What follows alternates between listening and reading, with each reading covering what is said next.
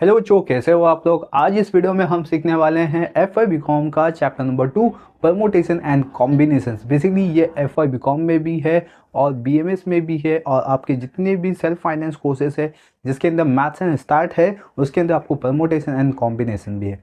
यहाँ तक कि ये जो आइडल के बच्चे हैं जिनको मैथमेटिक्स एंड स्टैटिक्स है उसके अंदर भी आपको परमोटेशन एंड कॉम्बिनेशन के कॉन्सेप्ट गिवन है। अब ये परमुटेशन एंड कॉम्बिनेशन बेसिकली बच्चों को थोड़ा सा डिफिकल्ट जाता है।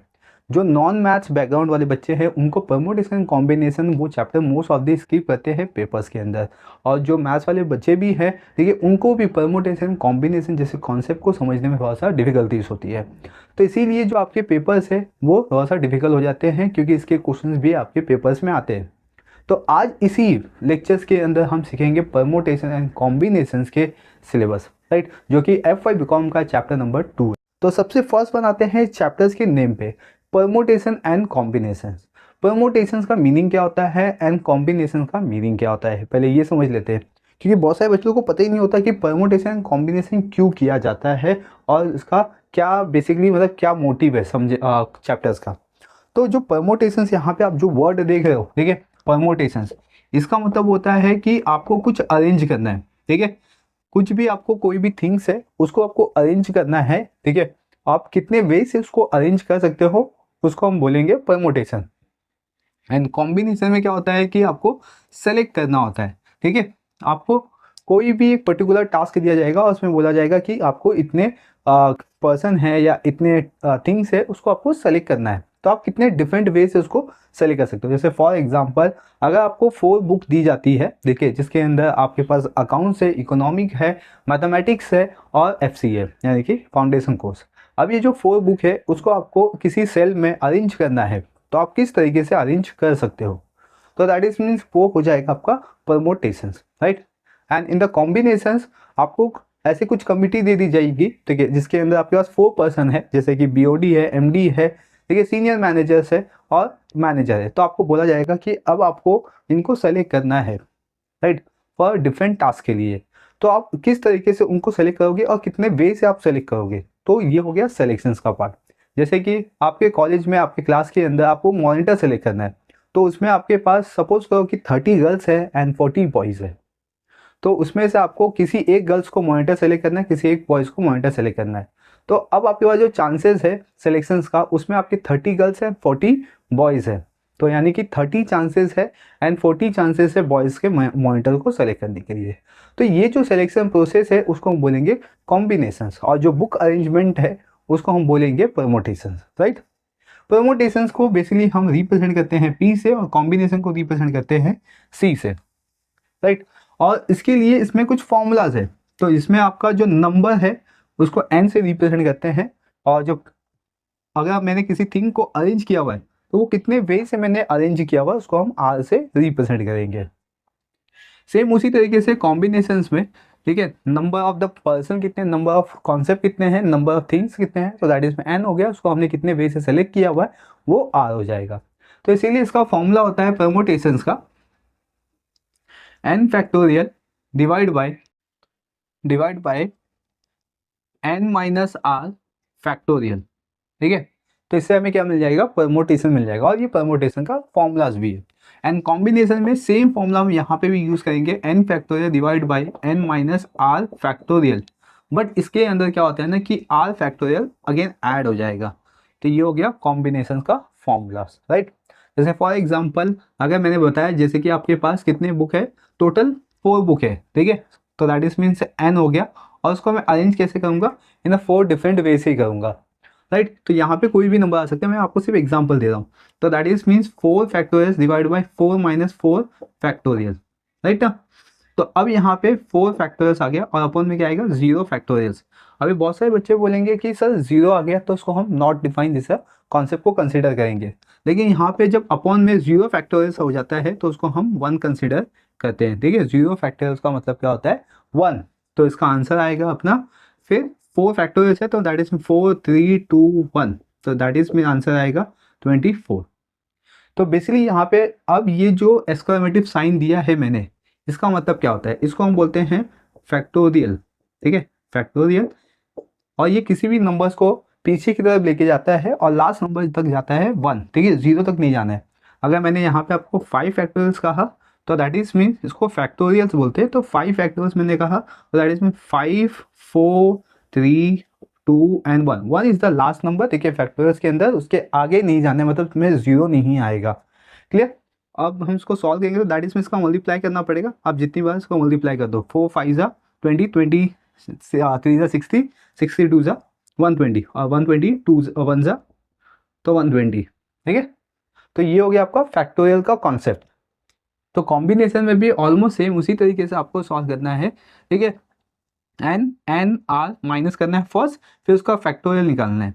क्लियर। इस तरीके से हम इसको सॉल्व कर सकते हैं, लेकिन इसके अंदर डिफरेंट टाइप से मेथड है, मतलब ट्रिक्स है, लॉजिक है, जहाँ पे आप इसको सॉल्व किया जा सकता है। तो उसको मैं परमुटेशन एंड कॉम्बिनेशन के कॉन्सेप्ट में समझाऊंगा, ठीक है। तो आपको अभी क्या याद रखना है कि permutation that is means arrangement होगा यहाँ पे, या अरेंज करना है, जिसके बेसिस पे आपको ये फॉर्मूला यूज़ करना है। अगर कॉम्बिनेशन आया तो दैट इज में आपको सेलेक्ट करना है, ठीक है, और आपको इस टाइप के फॉर्मूलाज को यूज़ करना है। परमुटेशन में पी आता है, कॉम्बिनेशन में सी आएगा। क्लियर यहाँ पे।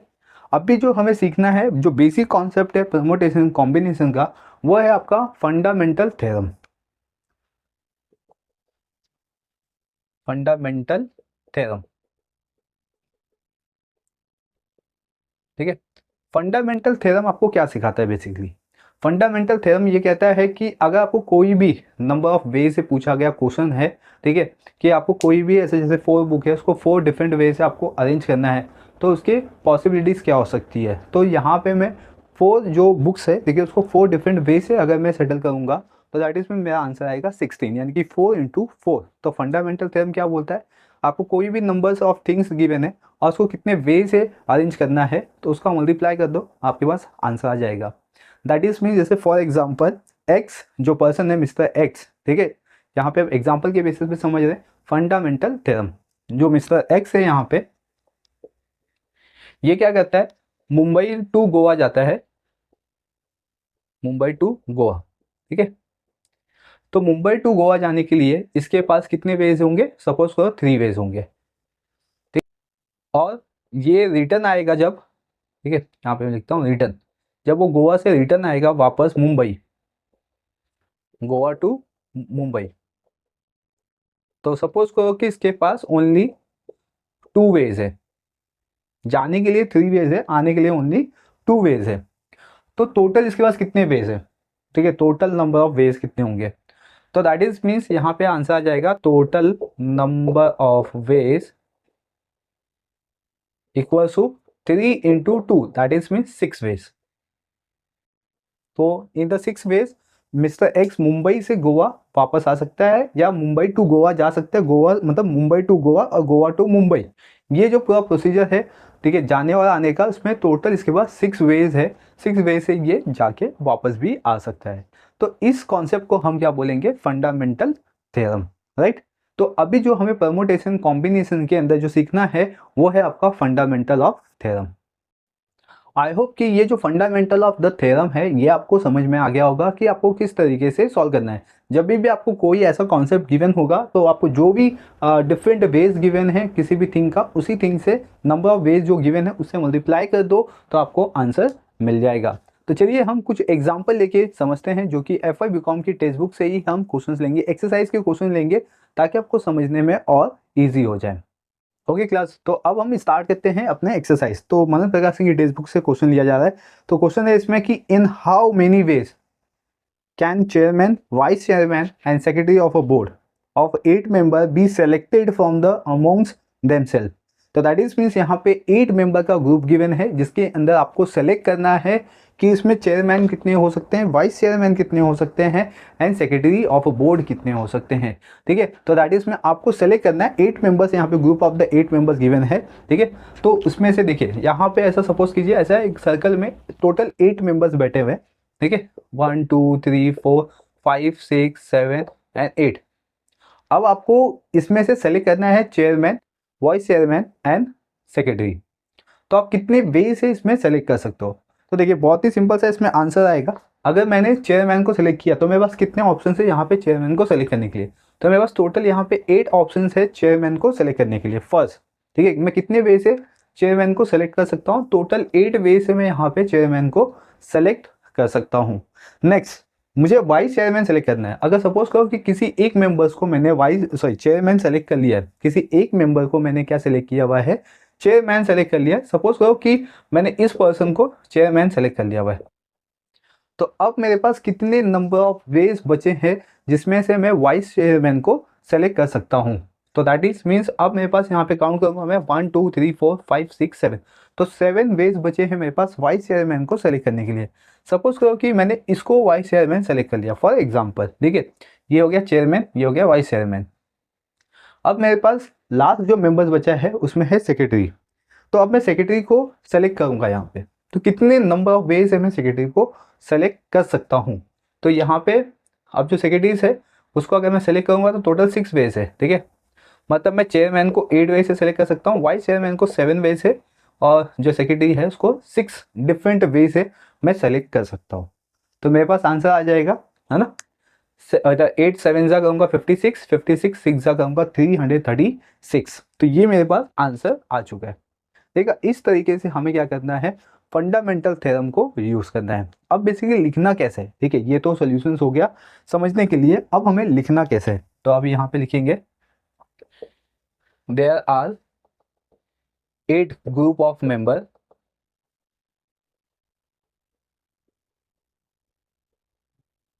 आर अवेलेबल, ठीक है। तो 8 group of member are available in board of, या तो बस इतने अवेलेबल। देन इसमें से हम लिखेंगे the chairman can be selected in, ठीक है, या तो 1 पर्सन या 1 member, 1 member, 1 member can be selected, 1 member can be selected for chairman, for chairman,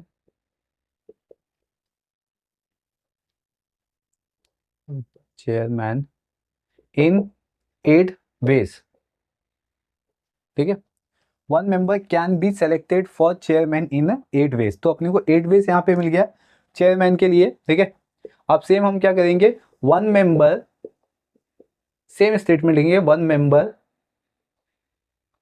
can be selected for vice chairman, short में लिखता हूँ, ठीक है, इन 7 वेज। ओके, तो ये 8 वेज से सेलेक्ट हो गया और ये 7 वेज से सेलेक्ट हो गया। फिर अगेन लिखेंगे 1 member can be selected for secretary, तो शॉर्ट में लिखता हूँ यहाँ पे सेक्रेटरी इन 6 वेज।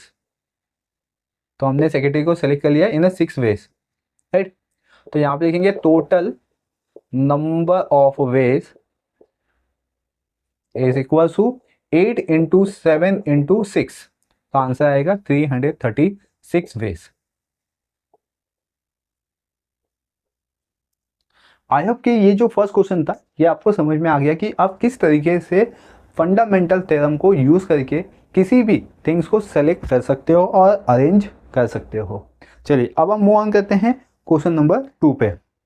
क्वेश्चन नंबर 2 लिखा है यहाँ पे, there are the 3 bus route between city A and B, 4 bus route between city B to C, ठीक है, in how many ways can a person take a round trip by bus from city A to city C via city B if he does not want to use bus line more than once। देखिए अब यहाँ पे ना आपको question समझना बहुत ज़्यादा important है। अब इसके अंदर जो सेकंड क्वेश्चन लिखा हुआ है, देखिए उसमें क्या लिखा हुआ है, अगर एक पर्सन है, ठीक है, अगर सपोज करो कि हम ही हैं, हमें कहीं पे जाना है, ठीक है, तो इसमें लिखा है there are the 3 bus route between the city A and B, मतलब हमें सिटी ए टू बी जाना है, तो उसमें 3, ठीक है, खुद ही सपोज करो कि आप ही हो इधर और आपको कहीं जाना है सिटी ए टू बी जाना है, तो उसमें आपको 3 बस रूट गिवन है, कितना 3 बस रूट, तो ए टू बी ना, ए टू बी कितने बस रूट है यहाँ पे 3 है, सपोज करो 1 2 3 ऐसे, तो ये 1 2 3 रूट से हो गया ये अपने। ए टू बी जाने के लिए, हाँ ए टू बी। तो यहाँ पे ऐसा बनाता हूँ मैं डायग्राम। ये सी मैं आपको रफ डायग्राम बना रहा हूँ, आपको बनाने की कोई कंपलसरी नहीं है, सिर्फ समझने के लिए, ठीक है ऐसा। तो टोटल कितने हो गए, 3 रूट हो गए, 1 और ये हो गया 3, बीच में हो गया 2। तो टोटल कितने रूट्स हो गए, 3 रूट्स हो गए ए एंड बी सिटीज के लिए। फिर आगे लिखा है कि in how many, sorry, and 4 bus route between the city B and C. तो अगर मैं बी टू सी जाता हूँ तो इसमें बताया हुआ है 4 डिफरेंट वेज है या रूट है, ठीक है। ये ऐसा हो गया, देखिए, और एक ऐसा साइड में ले लेते हैं हम लोग समझने के लिए। तो टोटल कितने हो गए, 4, 1 2 3 और 4। फिर आगे लिखा हुआ है कि बी एंड सी हो गया, in how many ways a person take a round trip, ठीक है, by bus from city A to city C. ठीक है, अगर एक पर्सन है वो क्या करेगा कि ए टू सी जाएगा, ठीक है, ए टू सी, तो यहाँ पे लिखता हूँ ए टू सी जाएगा, ठीक है, ऐसा जा रहा है ये पर्सन, ठीक है। तो ये क्या करेगा, इधर पे सी आएगा, सॉरी सी। अभी पर्सन क्या करेगा, जब सी पे जाएगा और वापस आएगा, राउंड ट्रिप कर रहा है ना, तो राउंड ट्रिप मतलब वापस भी आएगा, रिटर्न भी आएगा। तो मैं इसको ऐसा बना लेता हूँ। तो ए टू सी हो गया, जब सी टू ए आएगा तो इसके पास जाने के लिए कितने रूट है वो देख लीजिए। ए टू सी जाने के लिए कितना रूट है, वाया वाया बी से जाएगा, वाया बी से, मतलब कि ए सिटी में जाएगा, ए सिटी में है तो ए से बी पे जाएगा ये पहले, ठीक है, फिर बी से सी पे जाएगा, ठीक है ऐसा, क्लियर। और अगर वापस भी आएगा तो सेम कंडीशन हो जाएगा ना, अगर ये ए टू बी जाएगा फिर बी टू सी जाएगा तो इसमें आएगा सी टू बी आएगा यहाँ पे, फिर यहाँ पे बी टू ए हो जाएगा। तो ये हो गया आपका राउंड ट्रिप, राउंड ट्रिप। अभी सपोज करो कि इधर पर्सन जो है, देखिए, वो ए से बी जाएगा और बी से सी जाएगा, तो उसके पास कितना रूट है टोटल, यहाँ पे देखते हैं ये 3 है और इधर पे कितना है, 4 है, ठीक है। तो फंडामेंटल थ्योरम क्या कहता है अपने पास कि जितना भी आपके पास वेज है उसका मल्टीप्लाई कर दो, ठीक है। तो ए टू बी पे 3 वेज है और बी टू सी पे कितने 4 वेज है, तो 3 4 ज़ा 12, तो टोटल कितना वेज हो गया, 12 वेज से एक पर्सन क्या कर सकता है, ए टू बी और सी तक जा सकता है। तो मतलब इसका आंसर आएगा 12 वेज, ठीक है। इसे मैं आंसर समझा रहा हूँ, अभी लिखना कैसे वो बताऊंगा, राइट। तो ये हो गया। अब आगे लिखा हुआ है कि अगर वो रिटर्न आएगा, अगर वो रिटर्न आएगा तो यहाँ पे एक बस को, यानी कि जो रूट से आया है उस रूट को नहीं जाएगा, ठीक है। मतलब अगर सपोज करो कि अगर ये ए जो पर्सन, मतलब एक पर्सन है जो ए से जा रहा है, ए सिटी से जाएगा बी पे और बी से सी पे जाएगा, तो सपोज करो कि इसने ये वाला रूट लिया है, तो जब ये रिटर्न जाएगा, ठीक है, राउंड करेगा, ठीक है, तो रिटर्न जाएगा तो उसमें ए वाला जो रूट है, वन रूट, फर्स्ट रूट, उसको वो कंसिडर नहीं करेगा, मतलब उसको वो लेगा भी नहीं, ठीक है, इस रूट से वो जाना पसंद नहीं करेगा। तो अब ये गया, अभी इसके पास कितने रूट हो गए, 1 2 3, तो राउंड ट्रिप पे कितना हो गया, इसके पास बी टू सी जाएगा तो 3 हो गए, कितने हो गए, 3 हो गए। और फिर बी पे पहुंचा, फिर बी से फिर सेम, अगर इसने फर्स्ट रूट लिया है तो फर्स्ट कैंसिल हो जाएगा, तो अब इसके पास कितने बचे यहाँ पे, बी टू ए 3 बचे, सॉरी 2 बचा, तो 3 2 ज़ा 6, तो कितना हो गया, 6 बेस हो गया, ठीक है।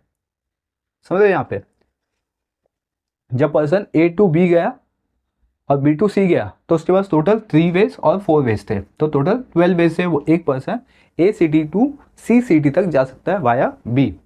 जब वो रिटर्न आएगा तो उसने बोला था कि वो जिस रूट से आया है वो रूट पे नहीं जाएगा, तो दैट इज इसमें से कोई भी रूट हो सकता है। मैंने अज्यूम किया कि उसने फर्स्ट रूट लिया है, तो कोई भी रूट हो सकता है इसमें से, तो एक रूट यहाँ पे कैंसिल हो जाएगा, आपके पास कोई भी कैंसिल कर दो, फर्स्ट वाला रूट कैंसिल करो, सेकंड कुछ भी कैंसिल कर सकते हो। तो मैंने सी टू बी जब आया तो उसमें से एक रूट कैंसिल किया, तो टोटल कितना बचे मेरे पास, 3 वेज बचे या 3 रूट बचे मेरे पास आने के लिए। फिर जब मैं बी पे पहुंचा, तो जब मैं बी से ए पे आया तो फर्स्ट रूट कैंसिल कर दिया, तो मेरे पास अभी कितने रूट बचे, 2, तो टोटल कितने हो गए, 6 वेज, राइट। तो जाने के लिए 12 वेज, आने के लिए 6 वेज है, तो ये पूरा आंसर है। अब उसको लिखना कैसे वो देखते हैं। इसमें लिखेंगे,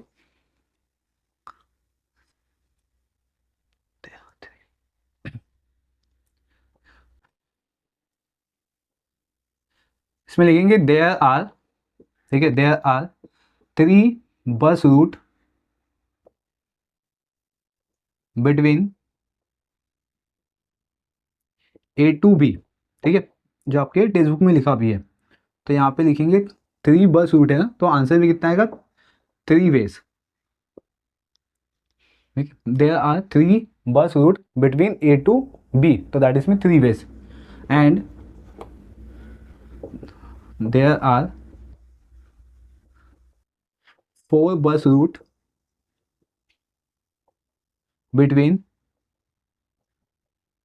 B to C, that is mean 4 ways.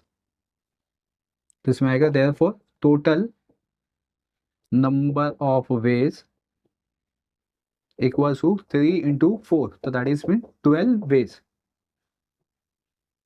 ठीक है, तो यहाँ पे लिख सकते हैं, इसका स्टेटमेंट लिख सकते हैं, द पर्सन, सही, a person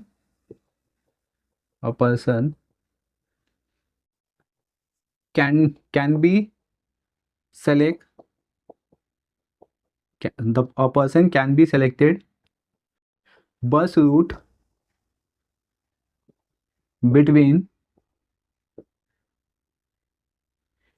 A to C via B is equals to, या is, आर आएगा यहाँ पे, आर 12 वेज, राइट। तो जो पर्सन है वो बस रूट को कैसे सेलेक्ट कर सकता है, between A to C via B, तो 12 डिफरेंट वे से पर्सन सेलेक्ट कर सकता है। क्लियर। देन अब ये हो गया फर्स्ट कंडीशन। सेकेंड कंडीशन में लिखा था कि उसको राउंड ट्रिप करना है, यानी कि वापस भी आना है। तो वापस के लिए लिखेंगे यहाँ पे, इफ अ पर्सन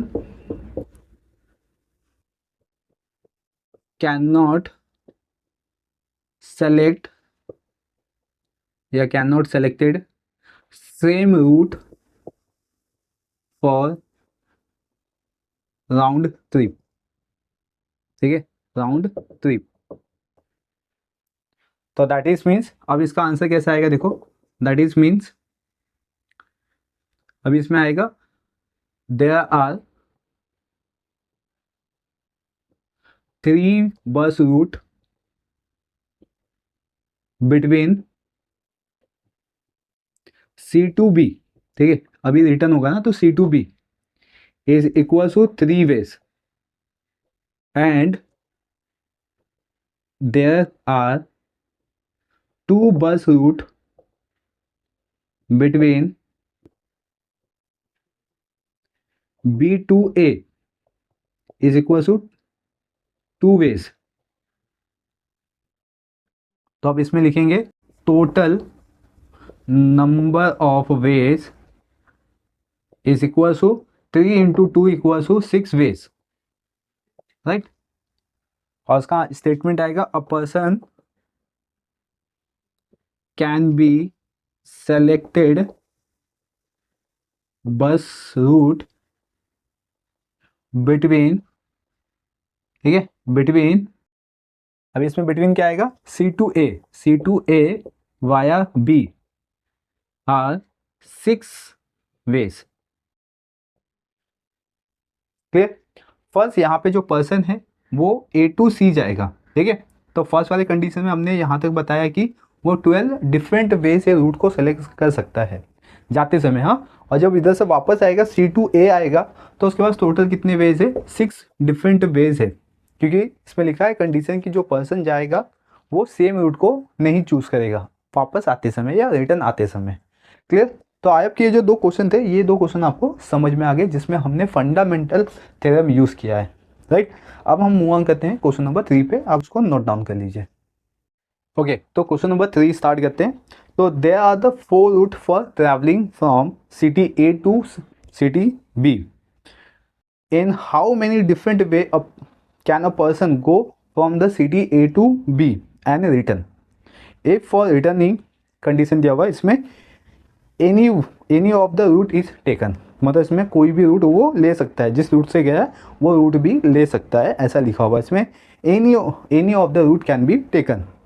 फिर बी लिखा हुआ है the same route is taken, तो मतलब जिस रूट से गया है वो उसी रूट से वापस आएगा, second condition. And the third condition, the same route is not taken, तो जिस रूट से वो गया है उस रूट से वापस नहीं आएगा, जो कि हमने क्वेश्चन नंबर 2 में देखा था। तो उसी की बेसिस पे आपको यहाँ पे क्वेश्चन नंबर 3 गिवन है, लेकिन इसमें 3 डिफरेंट टाइप के कंडीशंस भी आ गए।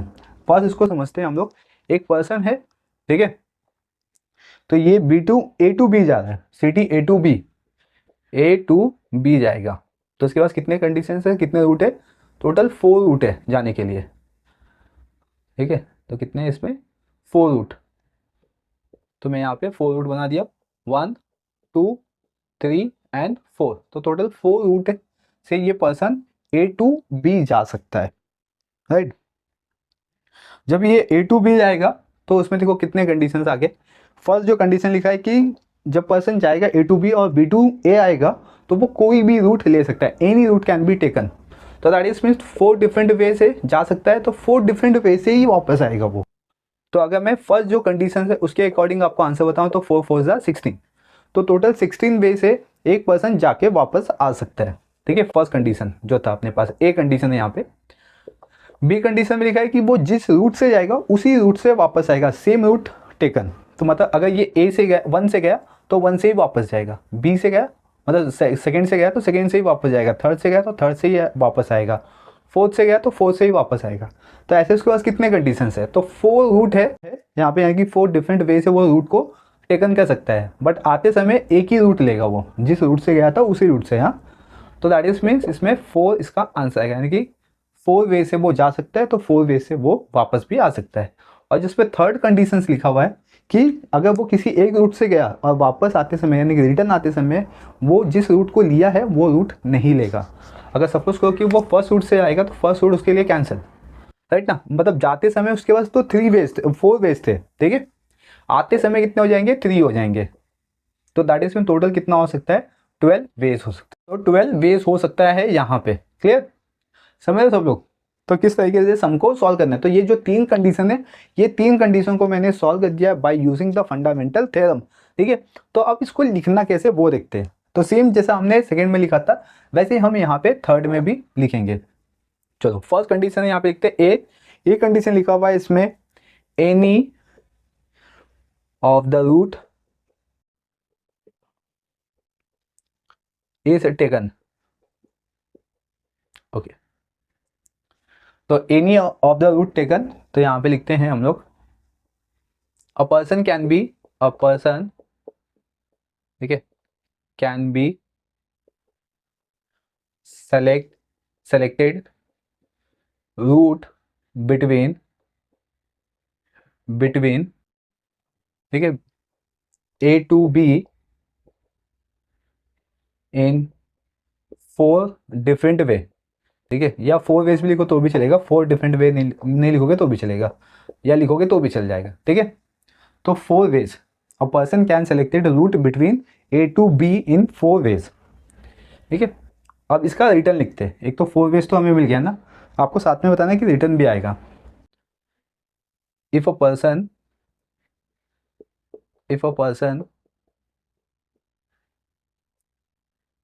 return from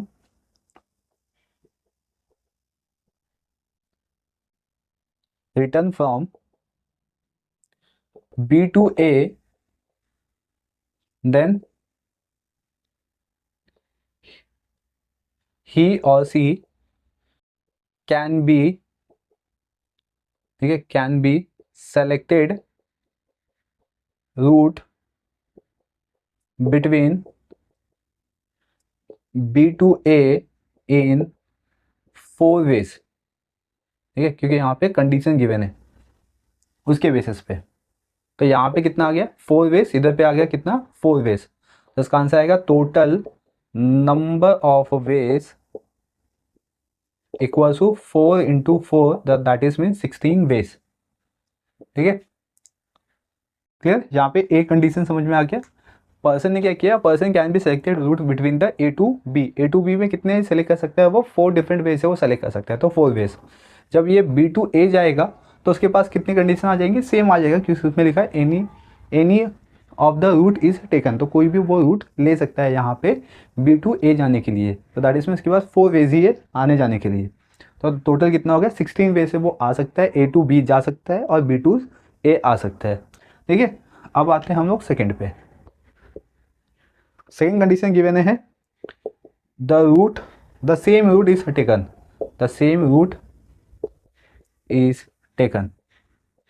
ठीक है, यहाँ पे जो कंडीशन दिया हुआ है वो समझना इंपॉर्टेंट है। फर्स्ट जो कंडीशन है वो सेम रहेगा, मतलब कि इसके बाद जाने के बाद टोटल 4 वेज है।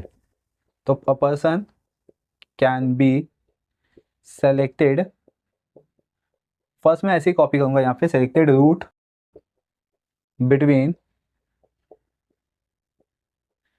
A to B in 4 ways. ठीक है, इन 4 वेज। तो वो 4 वे से क्या कर सकता है, जा सकता है A to B में। बट जब वो रिटर्न आएगा तो रिटर्न आने के लिए कंडीशन की वजह है कि वो उसको सेम रूट लेना पड़ेगा, जिस रूट से गया है सेम उसी रूट से वापस भी आना पड़ेगा।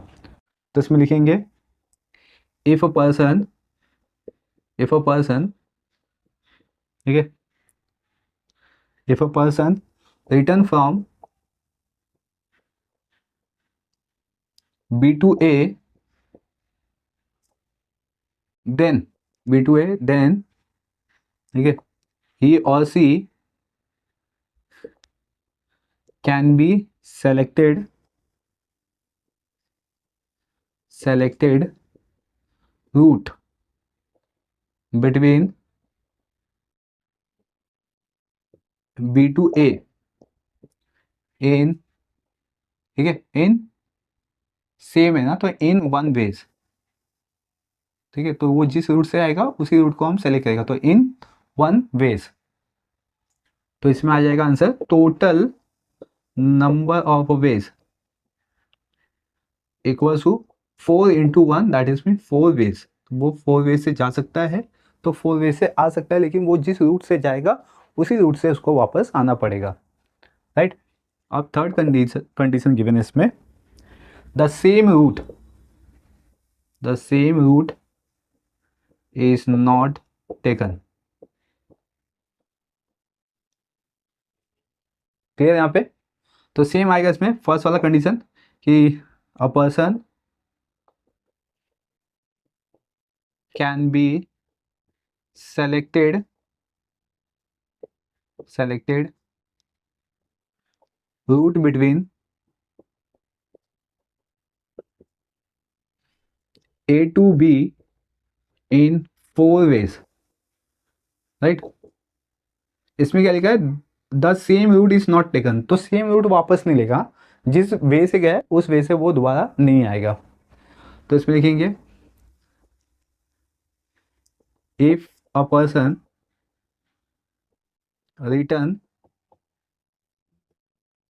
From B to A, then he and she, he or she, ठीक है, can be selected route between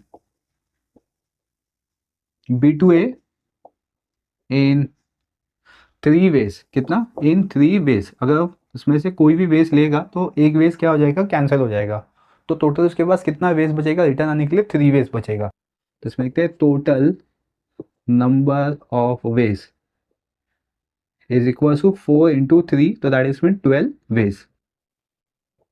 तो ये आ गया इसका आंसर। आई प्लस की जो क्वेश्चन नंबर 3 था ये भी आपको समझ में आ गया कि आप इसको किस तरीके से फंडामेंटल थ्योरम यूज करके सॉल्व कर सकते हो।